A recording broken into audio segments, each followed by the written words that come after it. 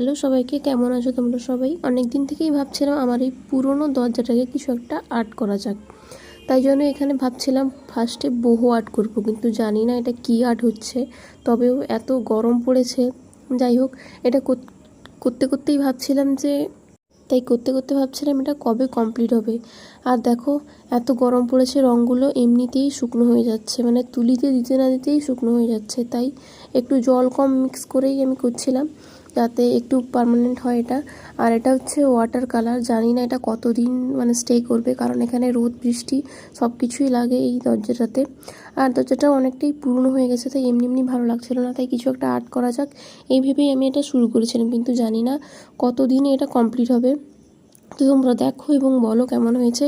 আর এখানে দেখো, পায়ে রীতিমতো আমি পায়ে চাপ দিয়ে করছি, কারণ দরজা তো যেহেতু লাগিয়ে করলেও হতো, কিন্তু আমি ভাবলাম একটু করা যাক আর নিজের ভিডিওটা